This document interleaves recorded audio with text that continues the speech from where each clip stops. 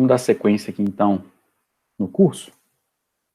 Na aula anterior, a gente estava falando lá de timers, de interrupções, né? Vocês configuraram alguns registradores lá do microcontrolador.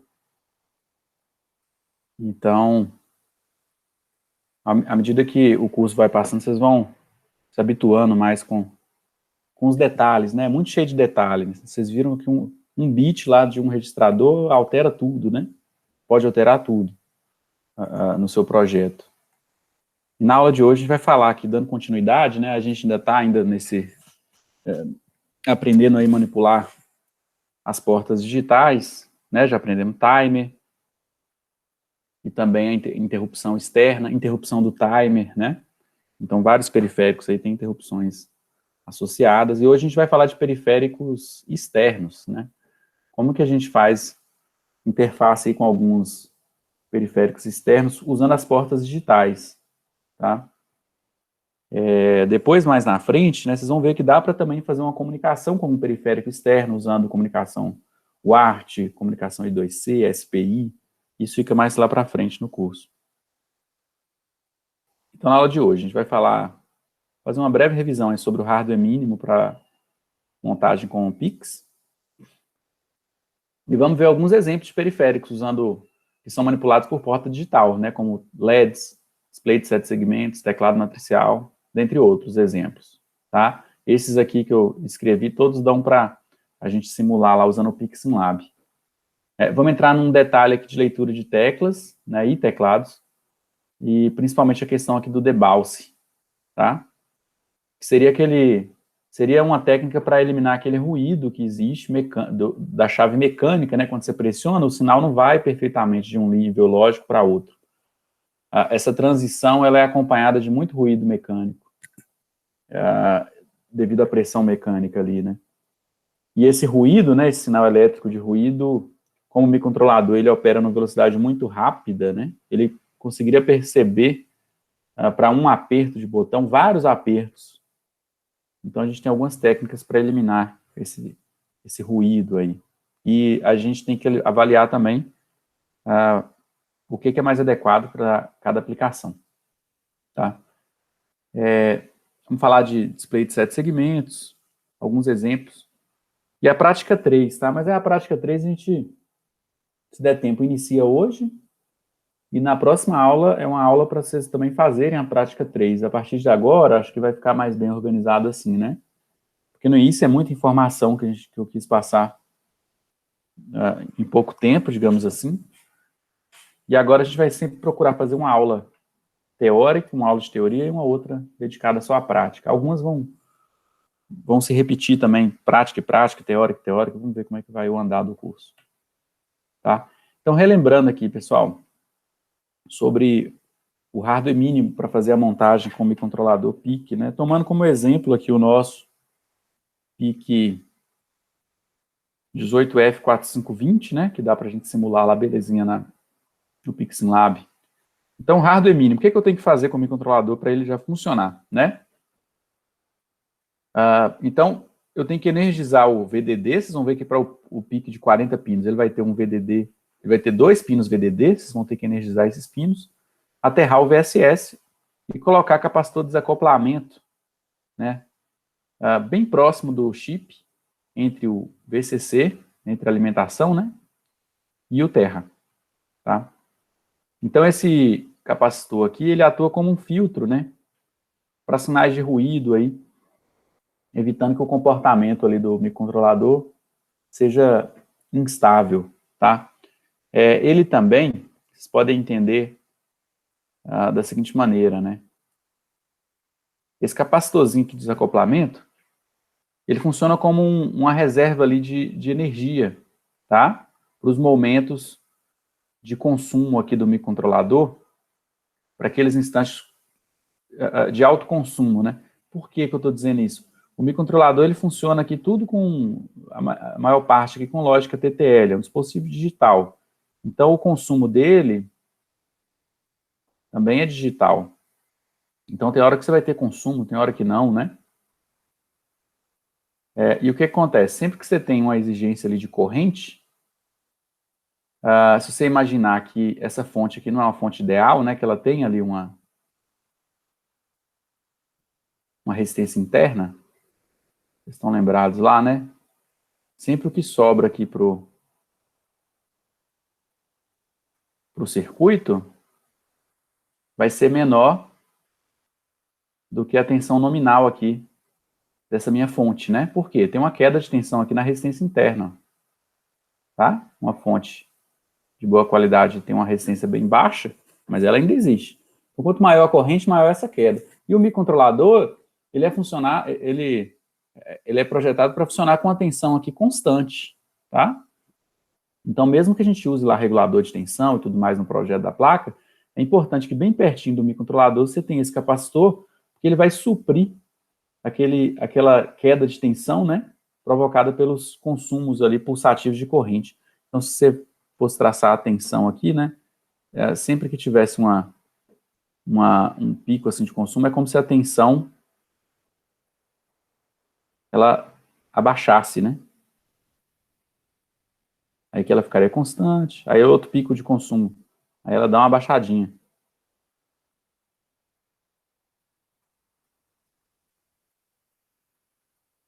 Tá? Quando você põe o capacitor de desacoplamento, aí você evita essa queda aqui, porque ele tem energia armazenada, né? Então ele ficaria ali uma tensão constante aqui, ó, energizando o microcontrolador, tá? Essa aqui é a ideia, né? Então aqui eu tentei simbolizar os consumos aqui de corrente, né? Aqui seria corrente, aqui tensão, tá? E aí o uso do capacitor faz essa tensão ficar bem constante realmente aqui para a alimentação do pico. Qualquer circuito integrado, né? A gente deve colocar esse capacitor de desacoplamento ali bem próximo do CI. Bem próximo por quê? Porque se você faz uma trilha aqui longa na placa, dá volta, 1000 voltas, e vem cá e põe um capacitor, aí a coisa não funciona bem. Por quê? Essa trilha aqui, ó, por mais que ela seja uma trilha de cobre, de material condutor, é um bom condutor, ela apresenta uma mínima resistividade, né? Então você começa a ter aqui uma resistência elétrica, né? Entre seu capacitor de desacoplamento e o pino lá do microcontrolador. Você tem a resistência da própria trilha. Vocês podem observar também que quando você tem uma outra trilha aqui, ó, ao lado dessa, né? Aqui no meio você tem um material isolante. Então você tem o quê? Dois condutores separados por um isolante. Então você vai ter uma capacitância aqui também de uma trilha para outra, né?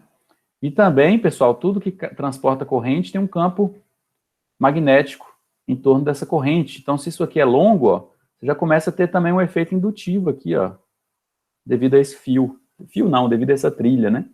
Então, por isso que a indicação é que, fisicamente, esse capacitor fique lá bem próximo ao CI, né, para predominar o efeito capacitivo. E que seja ainda um capacitor de boa qualidade, né, geralmente um capacitor de teflon, ou então um cerâmico de multicamadas, tá?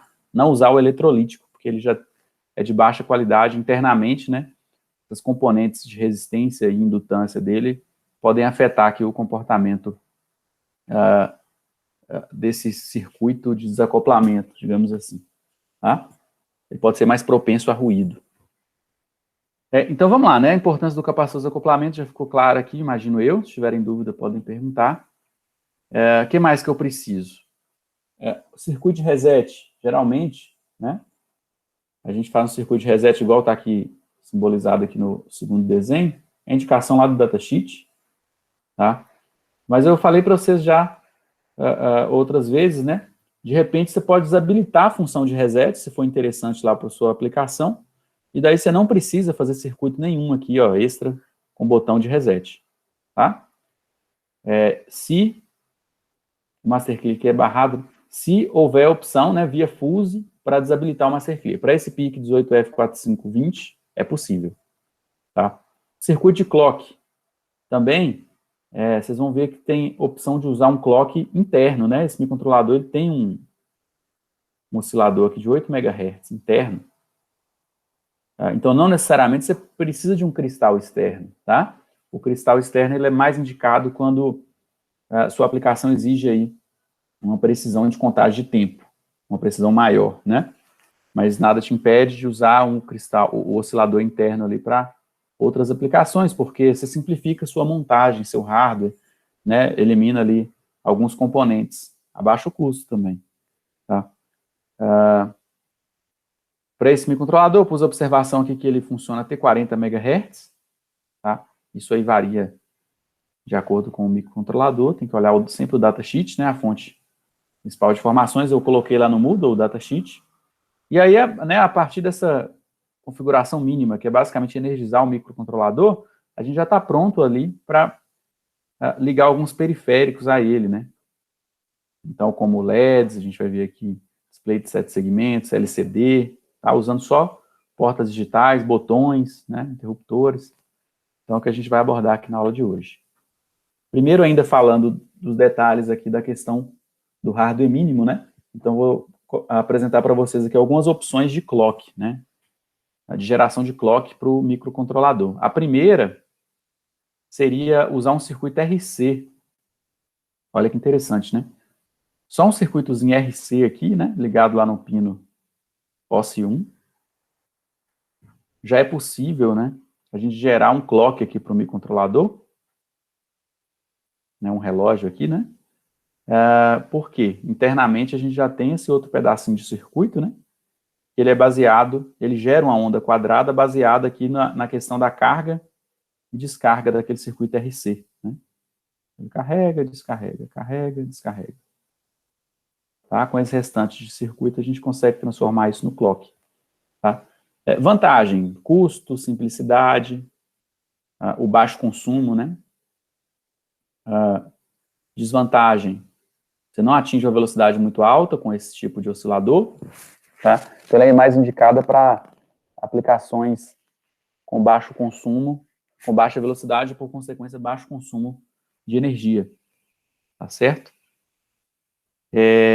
Então, olha aqui a indicação do datasheet, ó, tá? Não necessariamente para o 4520, né? Tem que olhar o datasheet específico dele. Então, se você puser ali uma resistência de 10K e um capacitor de 20 picofarads, você consegue em torno de 625 kHz, tá certo? Então, essa frequência, né, é baseada na constante de tempo que existe aqui nesse circuito RC, tá? Para a gente obter esse sinal de clock. Tranquilo?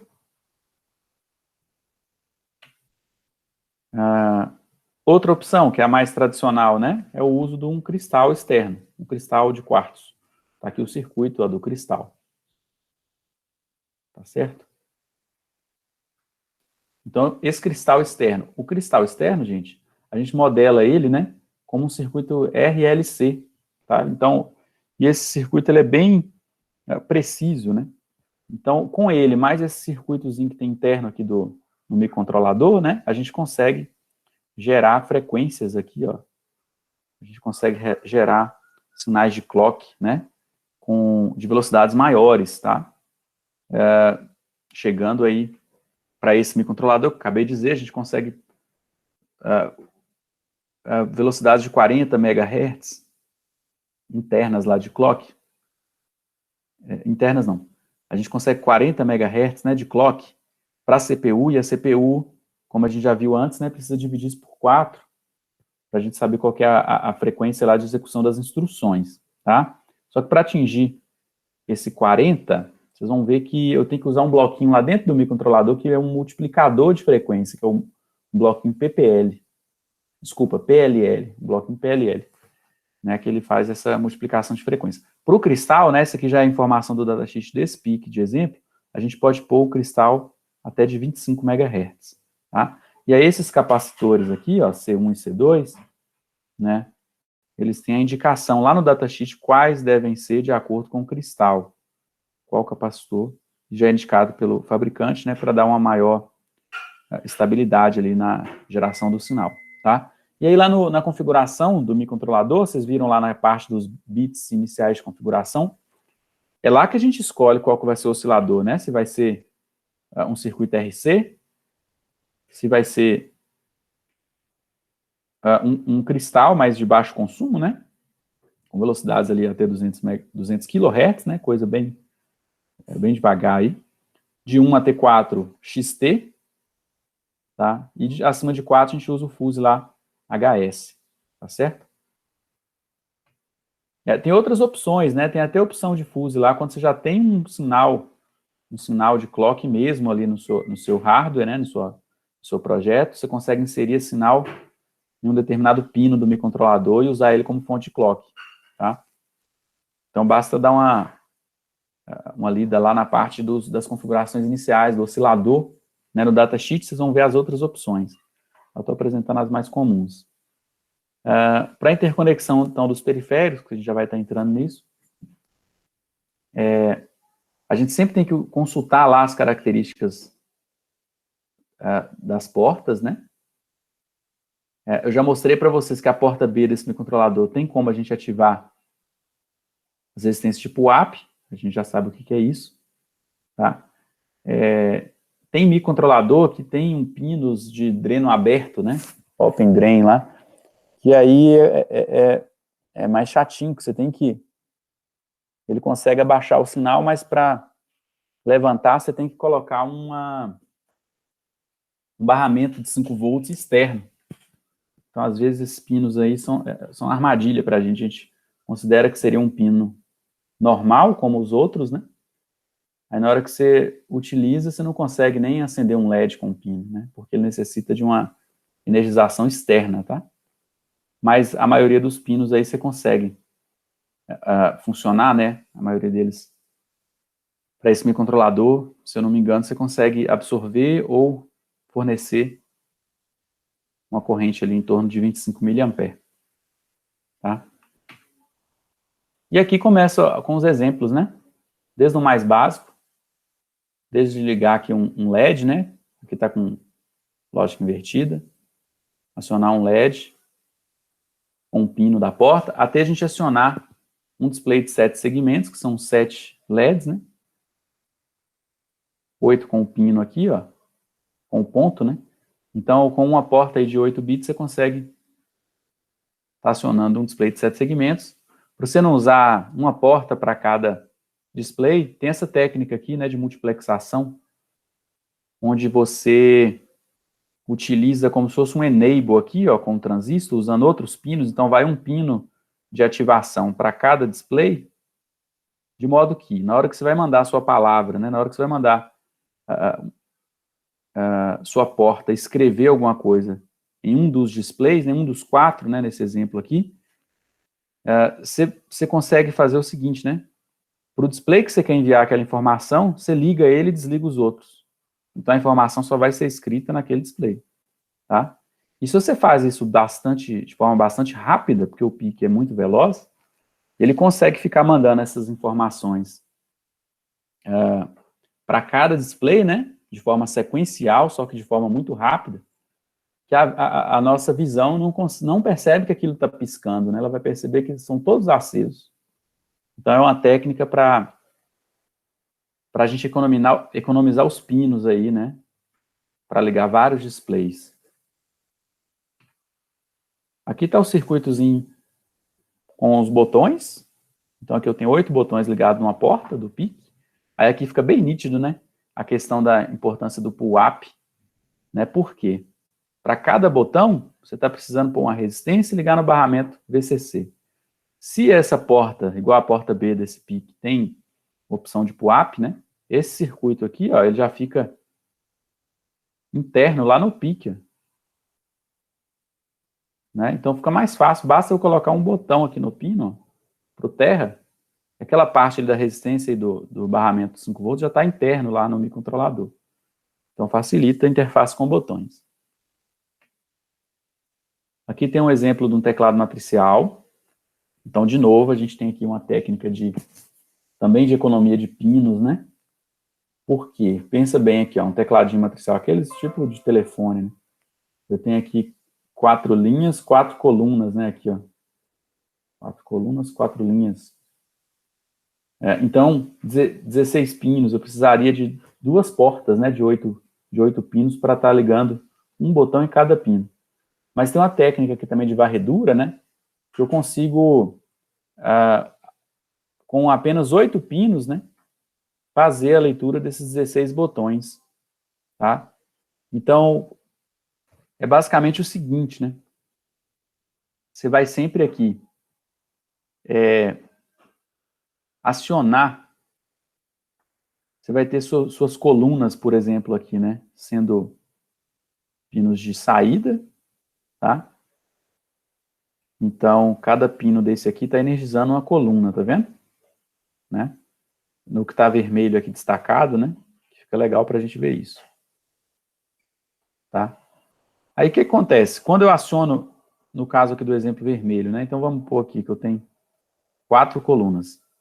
Se eu aciono só a segunda coluna, tá? E nas minhas entradas ali eu faço a leitura das linhas, do nível lógico das linhas, né? Que seriam esses pinos aqui, ó. Tá, os pinos 5, 6, 7 e 8. Eu consigo fazer uma lógica da seguinte maneira, né? Vamos supor, eu habilitei só a segunda coluna e as outras 3 estão desabilitadas. Então, só pode ser o número 1, 5, 9 ou a letra D ali que foram pressionados. Só podem ser esses botões. Aí eu faço a leitura das linhas, né? E percebo que só a linha que mudou de nível lógico foi essa terceira linha aqui, ó, que está em vermelho. Então, por isso que eu consigo descobrir que o botão que foi pressionado foi o botão 9, tá? E isso é feito agora de forma tão rápida, né, esse chaveamento aqui, entre as colunas, tá? E o aperto do botão nosso é tão lento, né, que sempre quando a gente pressiona o botão, vai dar tempo daquela varredura passar e o microcontrolador identificar qual que foi o botão pressionado, tá? Na hora que eu mostrar para vocês o algoritmo disso, fica mais fácil de entender também. A ideia seria essa. Aqui eu já tenho outros exemplos, né? Com interface aqui com um relé, tá certo? Esse circuito aqui é muito usado, né? Porque o microcontrolador, igual eu disse, né? A capacidade de corrente dele aqui gira em torno de 20, 25 miliamperes. Vamos pôr 25 aqui.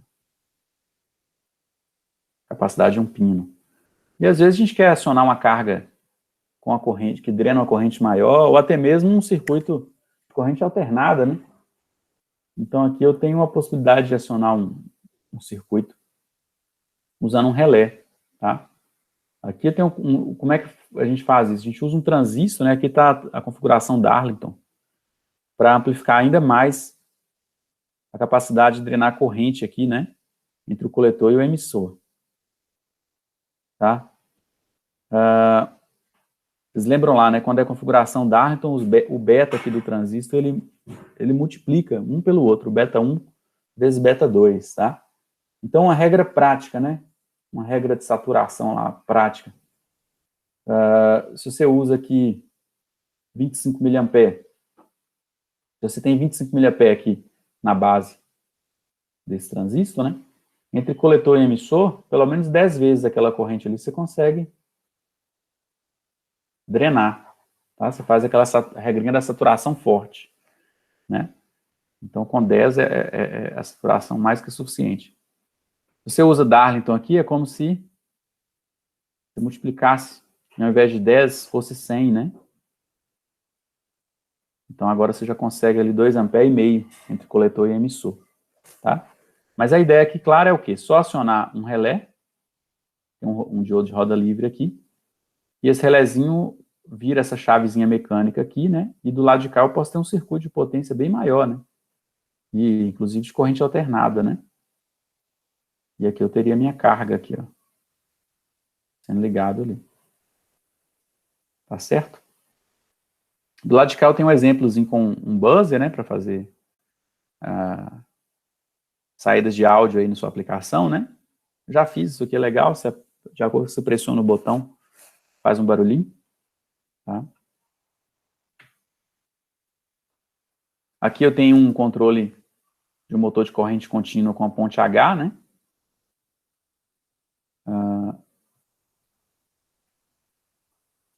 Então, você tem esse CI aqui já dedicado, né? O 293, para fazer o controle de de sentido de rotação e de velocidade, né, através de um PWM lá do microcontrolador. É legal, ele já tem uns drivers aqui internos, né.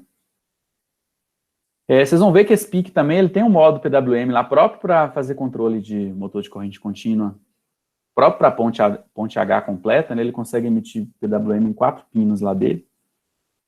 Aqui eu tenho outra interface com um CI aqui de drive para motor de passo, facilita a vida, né, para não ter que ficar fazendo do zero lá a interface, tanto em nível ali de transistor quanto a lógica, então facilita bem.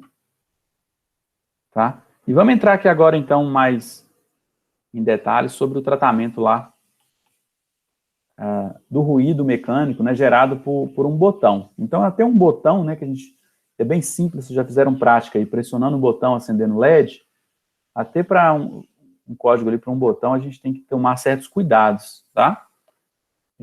Porque vão surgindo alguns problemas, tá? O que acontece, pessoal? Para aquela prática que vocês fizeram, já vamos raciocinar em cima disso aqui, ó. Você tinha um botão, tinha um LED tá ligado no microcontrolador.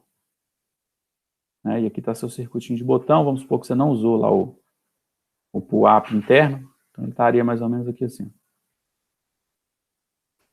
Beleza? O que acontece?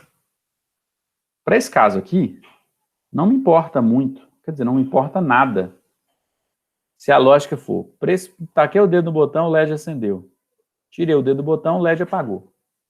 E eu estou falando para vocês que na hora que você pressiona aqui, nesse contato mecânico que é feito para levar esse sinal que está em nível lógico alto para o nível lógico baixo, ele não é perfeito. Então, se você desacelerasse o tempo ali e fosse enxergar isso aqui no osciloscópio, por exemplo, né? O sinal está lá em nível lógico alto. Como é que a gente queria que fosse? Pressionou o botão, o sinal foi para o nível lógico baixo instantaneamente, né? Liberei o botão, voltou para o nível lógico alto. Certo? Só que na realidade, por conta desse contato não ser perfeito, só se fosse óptico aqui, né? Começa a surgir o problema do ruído, né? Que a gente chama de balsa. Então, na verdade, na hora que você pressiona o botão, isso aqui vai dar um ruído até ele estabilizar ali realmente no nível lógico baixo. E como eu disse para vocês, o microcontrolador está lá veloz pra caramba, né? Ele está lá operando na ordem dos megahertz. Então ele consegue perceber que isso aqui foram vários apertos de botão, né, para ele. Para a gente é imperceptível, mas lá para o microcontrolador ele vai perceber vários apertos de botão. Só que para essa aplicação de ligar o LED com aperto de botão, não me importa se o microcontrolador vai perceber vários apertos. Por quê? Sempre que tiver o aperto, ele liga o LED. Isso é tão rápido que mesmo que o LED apagasse, né, e acendesse, não daria tempo da gente ver. Então não tem problema nenhum para essa aplicação. Tá certo? Agora, olha a diferença. Se o mesmo botão, se eu pressionei o botão e soltei o dedo, ele liga o LED. E, de novo, se eu pressionei o botão, agora ele apaga o LED, aí eu já começo a ter um problema, né? Por quê? Se eu pressiono esse botão rápido demais ou devagar demais, ou eu cravo o dedo ali no botão, eu nunca vou saber se ele vai parar ligado ou desligado, por causa desse ruído aqui, ó. Tá? Porque, na verdade, eu estou fazendo um toggle aqui, né? Eu estou, na verdade, falando que o LED agora vai receber não LED, né? Ou o contrário do LED ali, né? Então, se eu não sei quantas vezes o botão foi pressionado, porque para essa lógica aqui eu quero que ela execute uma única vez, uma somente. E se o botão foi pressionado, tem aquele ruído, eu não tratei aquele ruído, ele pode executar isso aqui várias vezes, e um LED que estava apagado, você está querendo que ele acende, ele vai parar apagado. Tá? Então a gente tem que usar alguma técnica para tratar esse probleminha. Tá certo?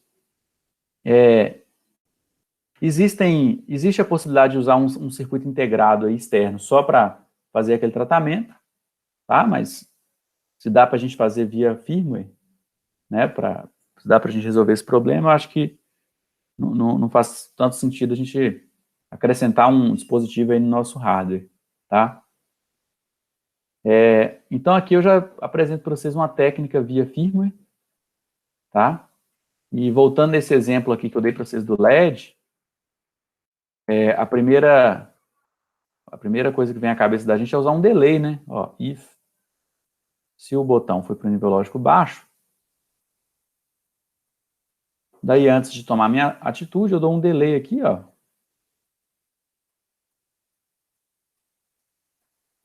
Vamos supor que de uns 200 milissegundos. E depois eu falo que LED muda de nível lógico, dá um toggle aqui, né?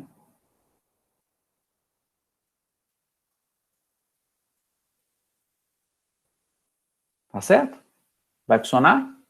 Vai. Vai funcionar muito bem? Talvez não. Para um LED, faz mal se eu apertei, cravei o botão, cravei o dedo no botão aqui mais do que 200 milissegundos, e ele vai ficar piscando, né? E não vai parar ligado ou desligado, né? Da forma que eu queria, não vai ter problema nenhum, é só um LED. Agora, se isso aqui já está acionando um relé, né? De uma bomba, um motor bem parrudo lá, né? Que tem uma corrente de partida alta, eu não posso ficar dando esse tranco aí no sistema, não é isso? Então, para essa técnica aqui do delay, ela é um delayzinho só para passar aquele ruído ali, né? Então, dependendo da situação, já funciona. Vocês viram que para aula não, para aquela primeira prática, onde o aperto do botão, né, cravando o dedo lá, ele liga, soltando, ele apaga, não precisa de delay nenhum, não precisa de tratamento algum, tá? Porque não faz diferença. Agora, e para esse caso aí que eu dei o exemplo do motor, né? Olha só que interessante esse algoritmo aqui, ó. Ele já resolve o problema do balse. Eu crio alguns bits adicionais aqui e uma variável de filtro, tá? Para me auxiliar a execução desse algoritmo. Então, ao invés de usar o delay, vocês entenderam o problema do delay, né? Se eu pressionar o botão lá mais do que pressionar o botão por mais de 200 milissegundos, naquele exemplo meu, ele vai ficar ligando LED, desligando LED, ligando LED, desligando LED. No caso do motor, não, eu quero só ligar, independente se eu pressionei o botão rápido ou devagar, eu quero só ligar o motor, né? No próximo aperto, eu quero só desligar o motor, uma única vez. Então, esse algoritmo faz isso, ele executa uma única vez a ação. Então, a ação minha está aqui, ó. Para esse exemplo, foi incrementar um contador, tá? Ele só vai executar isso aqui uma única vez, mesmo que eu crave o dedo ali, ó, por bastante tempo no botão, tá? E ele ainda vai ter um filtro aqui para esperar um determinado instante de tempo, né, para eliminar aquele problema daquele ruído mecânico, tá certo? Então, ele espera um pouquinho para tomar ação, tá? Mas a ação aqui ele só toma uma única vez. Então, eu resolvo dois problemas aqui. Como é que é feito? Aqui está o teste, né? O primeiro if é o teste lá se de nível lógico mesmo, se o botão foi pressionado, se o pino da determinada porta, que eu associei com essa palavra aqui, botão up, foi pressionado. Se ele foi pressionado, eu passo para o próximo teste aqui, ó. Eu crio uma flag aqui, um bit, né? Adicional, tá? Para questionar se o botão já foi tratado. O que é esse tratamento? É aquela espera para esse ruído aqui passar, ó. Tá certo? Eu vou tomar ação só depois. Então eu aguardo, né? O botão já foi tratado? Não, tá? Filtro é diferente de zero? Né? Eu pergunto. Filtro é diferente de zero? Não. Eu inicio o meu filtro aqui, por exemplo, ele já tem que ajustar de acordo com o cristal do microcontrolador. Vamos supor que eu iniciei ele aqui com 50. Então, ele inicia isso com 50 e faz o quê? Nesse teste aqui, ó, ele pergunta, o filtro é diferente de zero? Aí, o que acontece? Ele é diferente de zero no início, né? Como é diferente de zero, eu pego e decremento o filtro. Decrementando o filtro, ele não vai entrar nesse else, nem nesse aqui, e ele vai retornar para o loop infinito. Tranquilo? Aí ele vem de novo, o botão ainda está pressionado, o botão já foi tratado, ainda não, o filtro já é zero? Ainda não, decremento o filtro de novo. E vou decrementando esse 50, tá? Decremento 50 até o filtro ser zero, realmente zero. Então, quando ele é zero, aí ele entra no else. Só quando ele é zero. Perfeito? ele entra no else, ele marca agora essa flag, esse bit aqui que eu criei de tratamento do botão como 1, e eu tomo minha ação, né? Aí olha que interessante marcar esse botão app press aqui com 1. Se eu ainda continuo com o dedo cravado lá no botão, ele vai rodar de novo o loop infinito, aí ele já não vai mais entrar, aqui, ó. Por quê? Eu marquei a flag como 1. Então, ele nem decrementa filtro e nem toma ação de novo, já tomou. O botão está pressionado, né? Daí sim, né, na hora que eu solto o botão, o else desse if principal aqui está aqui, né? Na hora que eu solto o botão, aí ele vai lá marcar, ó. Ele vai zerar o filtro de novo para 50, né? Ter filtro aqui vale 50. E vai abaixar essa flag aqui novamente, para eu poder fazer um novo aperto de botão. Entendido, gente? Então, algoritmozinho aí, mão na roda, né, para fazer o tratamento do botão, nessa situação onde o aperto é crítico, né? Eu falo crítico, pensem nesse exemplo que eu dei, né? Um botãozinho lá para tanto ligar ou desligar um motor, tá?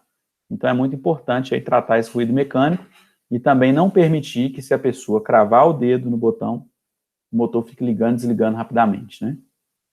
Tá certo?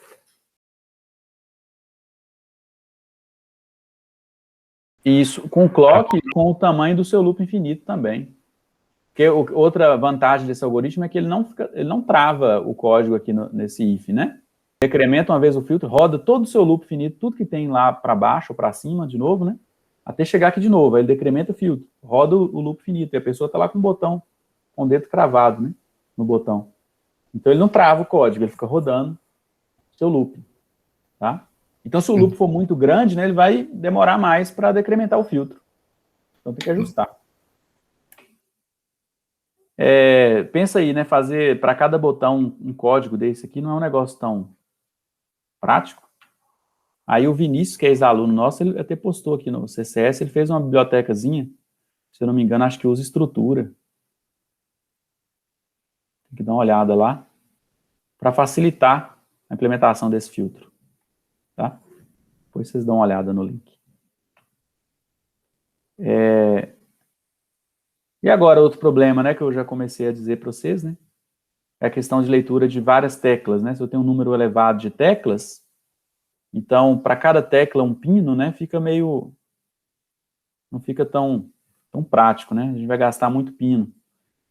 Então, como eu adiantei para vocês o assunto, né, tem jeito de eu agrupar as teclas na estrutura de matriz, né, e fazer um algoritmo lá de varredura de colunas. Então, ele vai ficar acionando sempre, ele faz de forma rápida, ele aciona a coluna e desliga as outras. De forma rápida, e fica monitorando o estado lógico das linhas, né, de modo que se, para aquele instante que ele acionou uma coluna, uma determinada coluna, uma linha mudou de nível lógico, eu sei eu sei cruzar e saber qual botão foi pressionado, tá? Eu mostro o algoritmo para vocês daqui a pouco disso, aqui está um exemplo. É claro que para esse exemplo aqui, gente, está na porta B, então a resistência de pull-up, né, ela já está habilitada aqui dentro da porta, tá? Senão eu preciso da resistência externa aqui de pull-up para fazer o circuito do botão. Para display de 7 segmentos, eu já adiantei para vocês, né? A questão que dá também para fazer uma espécie de varredura, não deixa de ser uma varredura, né? Para acionar, para a gente usar menos pinos para acionar vários displays ali em paralelo, tá? E aqui só uma observação, né? Quando usar um display de 7 segmentos ou quando usar um LCD, né? Então, o comparativo aqui seria o seguinte, né? O display de 7 segmentos ele é mais adequado para aplicações que exigem visibilidade, tá? E ele tem um elevado consumo de energia comparado com o LCD e um baixo custo comparado com o LCD. Né? O contra é que você precisa de um display para cada informação. Eu gosto de dar um exemplo aqui do Baja, né? Não sei se alguém participou aí do Baja, lá do veículo de competição. Eu não me esqueço que o pessoal lá, bem no início, né, foram fazer o projeto e para mostrar para o motorista a velocidade, a distância percorrida, temperatura, os dados ali do carro, primeiro eles estavam usando um display de LCD, né? E aí o que acontece? Apesar de você conseguir botar muita informação aqui, né? Fica um pouco complicado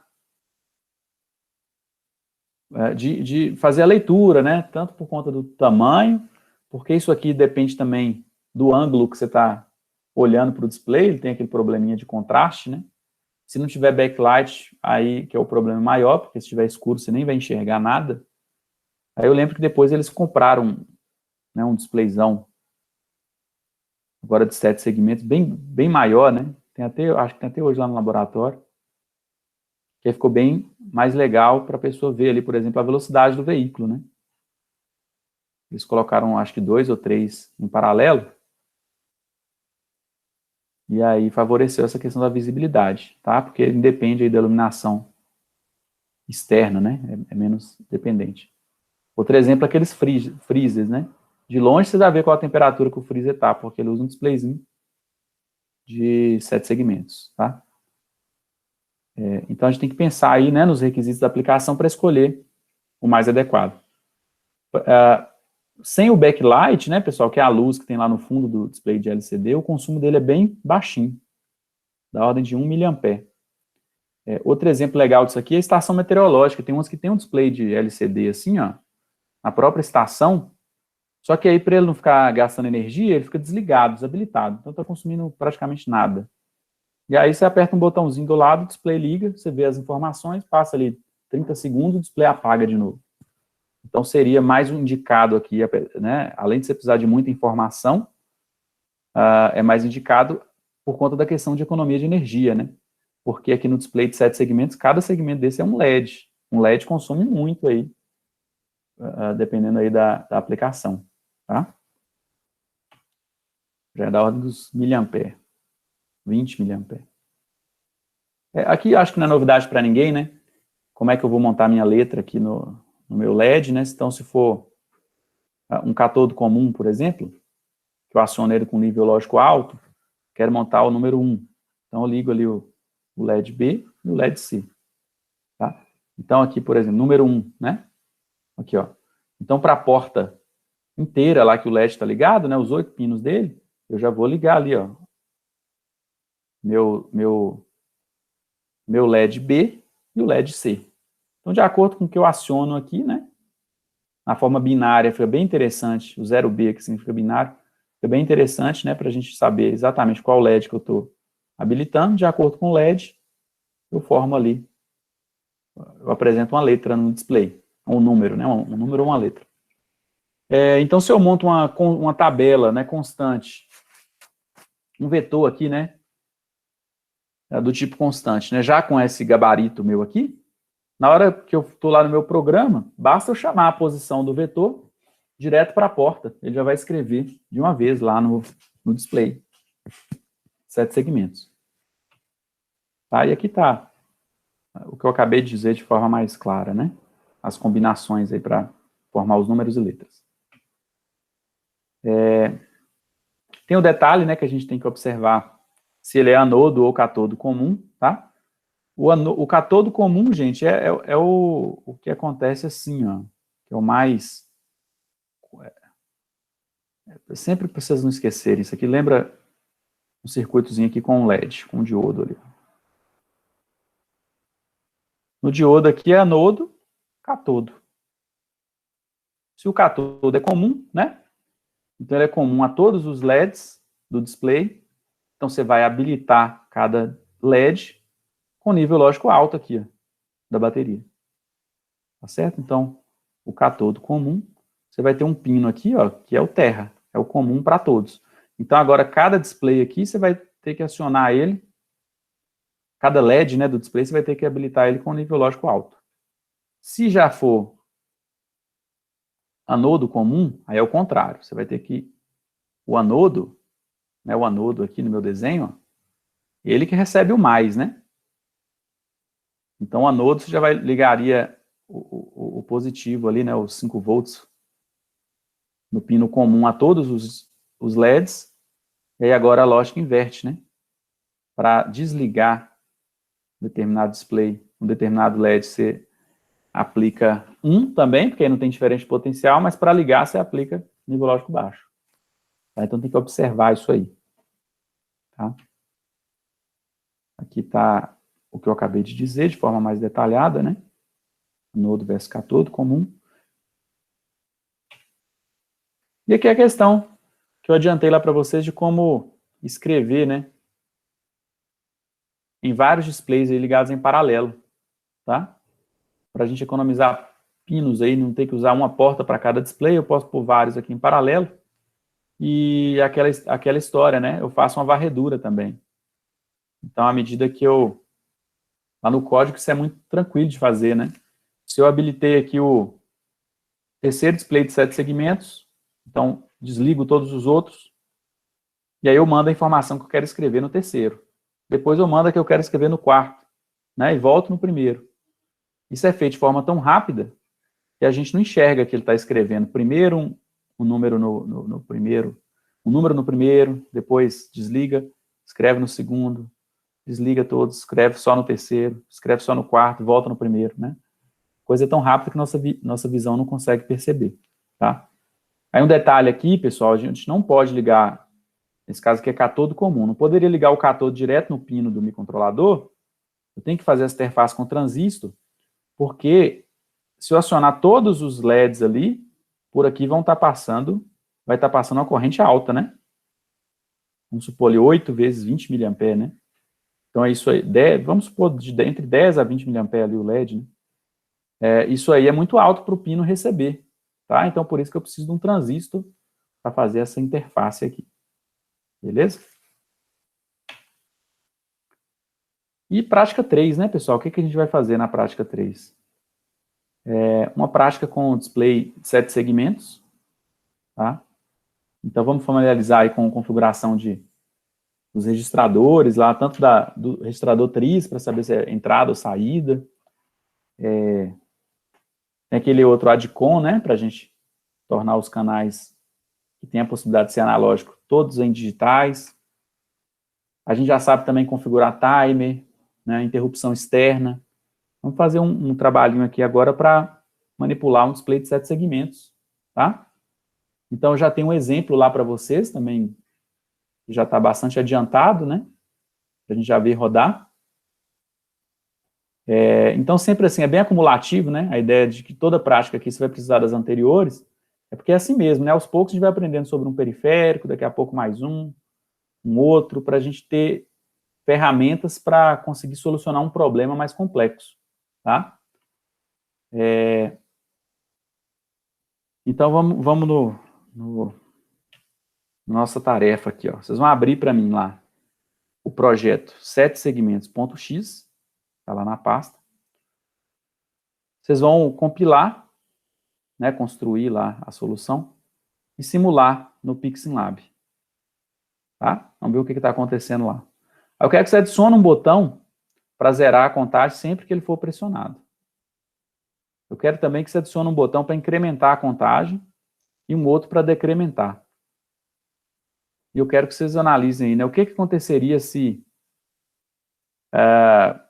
esse meu exemplo, né, ao invés de estar... O que é esse exemplo, gente? Eu tenho lá o display de 7 segmentos e ele está incrementando aqui automaticamente, né, 0, 1, 2, 3, 4, até o F, usando um timer. Aquele código anterior nosso para contagem de 1 segundo. Tá? Aí eu quero que vocês reflitam aqui, né? Se ao invés de ter usado o timer, eu tivesse... Porque dava para eu fazer essa contagem progressiva usando loop infinito, usando delay, né? Daria um delay de 1 segundo, chamava para a porta aquele valor da tabela. Daria um delay de mais 1 segundo, chamava o próximo. Né? Podia ter pôr isso num for, só passando lá pela tabela, né, com o contador. Mas se fosse usando um delay, o que seria diferente, né? E por último, fazer parar a contagem quando passarem 10 segundos após pressionar o botão que zera a contagem.